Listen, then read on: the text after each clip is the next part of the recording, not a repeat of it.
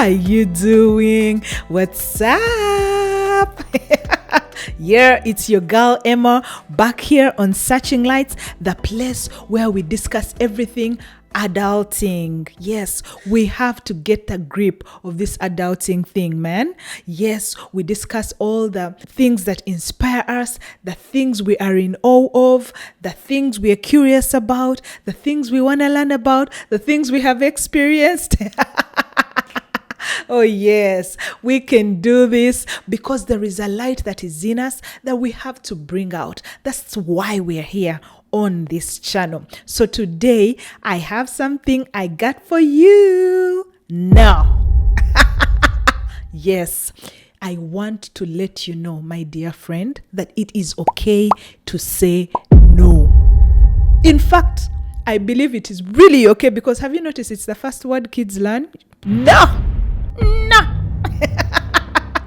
Yes, it is okay to say no. See, when we are younger, we have all the energy and the time to just roll with everything that comes along. And I believe that is even how we learn to be who we want to be or who we are meant to be. So you are part of everything, everywhere. There is a party here, you go. There is something happening here, you go. There is a deal here, you want to be part of it. There is something here, you rush. It is okay. But when you start getting settled into this adulting thing, then now you learn that it is okay to say no to certain things. It is even harder to learn to say no.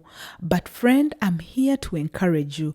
It is very, very possible and it is okay. It is not a crime for you to say no to something that is not fulfilling to you, something that does not align with your values, something that is not in line with who you want to be or who you're trying to become. See, there is an issue we have in this generation with the millennials and the Gen Zs. We fear missing out. So we want to be part of every trend.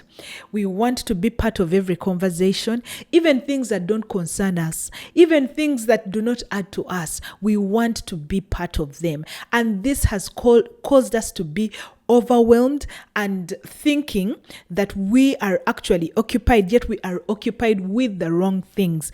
That is why you even notice that algorithms are sending us things that we have no business about. So you just keep going and going, yet it is ideally what you don't want to be watching or listening to, but you just go because the algorithm has set it. No.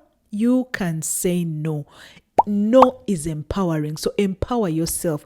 One way of being able to win in adulthood is by empowering yourself. And one of the ways of empowering yourself is learning how to say no. Today, I'm going to be discussing some of the things that are impactful for us to say no. You can say no in different spaces, whether in your workspace, in your relationships, in your friendships. You can say no to a toxic friend, to a mean friend, to a selfish friend. You can say no to a bullying boss. Yes, we have had those bosses that bully us, but just because we are not able to say no. So do not fear. Gain the confidence today. But by the end of this, I want you to have the confidence to say no to things that do not align with you, and yes to things that bring you joy and fulfillment. So saying no helps you set boundaries. Yes, you need to be able to manage your expectations first and the expectations of others to you. So what you can and cannot do can only be set by you knowing. And this we learn from experiences. So you go through something and you know, this is not for me.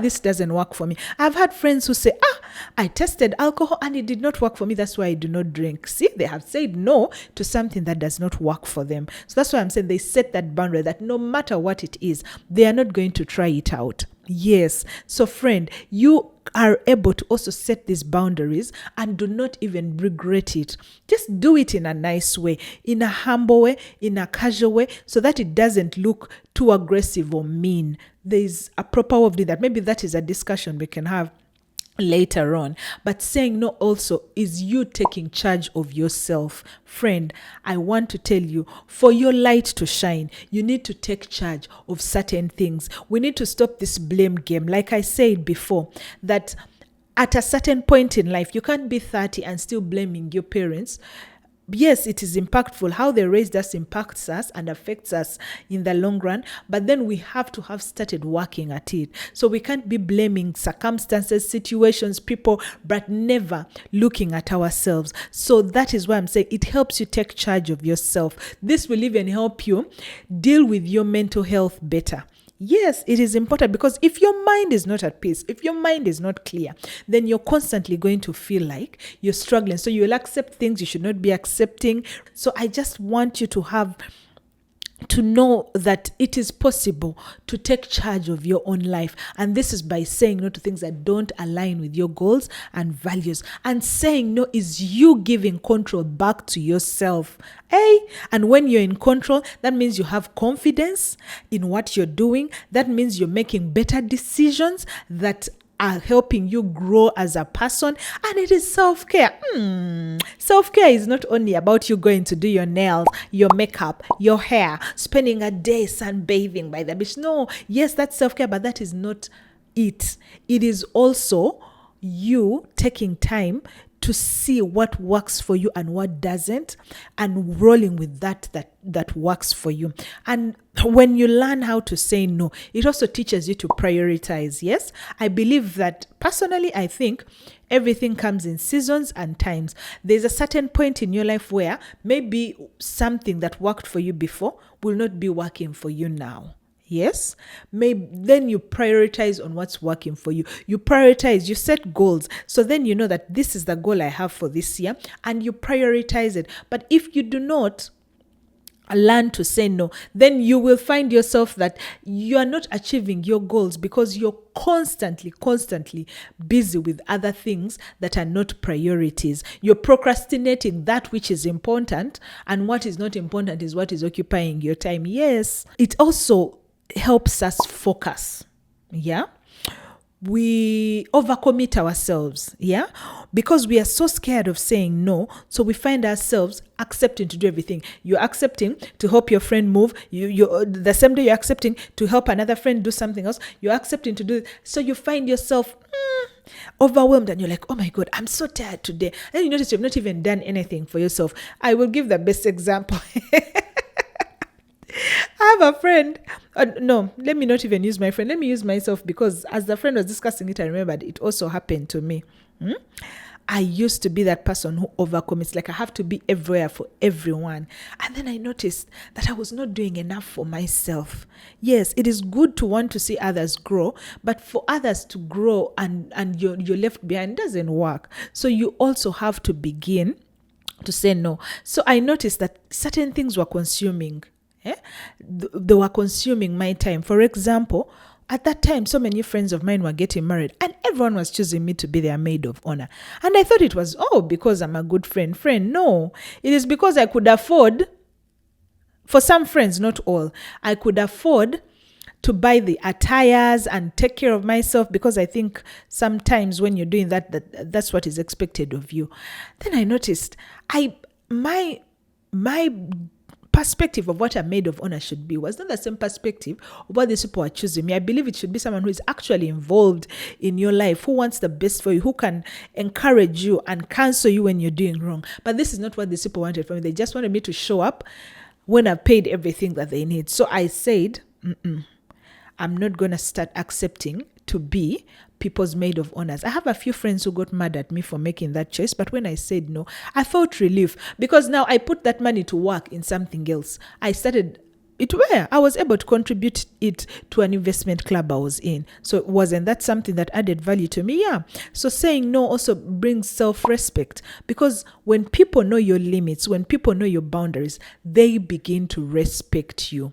I have a very close friend of mine. He was telling me that at his workplace, they used to throw so much work at his desk. Yeah, everyone would last minute things. They just come and say, I need help with this, and then you rush, I need help with this. Then he noticed that these people have had time with this work. Why are they bringing it for him last minute? Much as he's the leader. So he says, when did you learn about this? You should have come to me then. I'm not dealing with that. Find a way. And when you do that, you find out that people actually learn to deal with their own stuff. So then it is not all on you.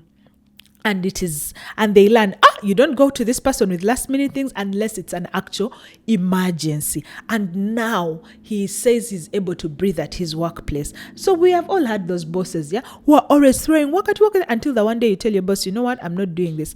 Personally, when I did my first job, I think I was overcommitting. Yes, I didn't know my boundaries. I didn't know how to say no. So it was a film set. So I would be on the film set during the day. Then I would go into office and work from 6 p.m. to about midnight. And meanwhile, I'm the first one in office again at 6 a.m. So when did I get home? When did I rest?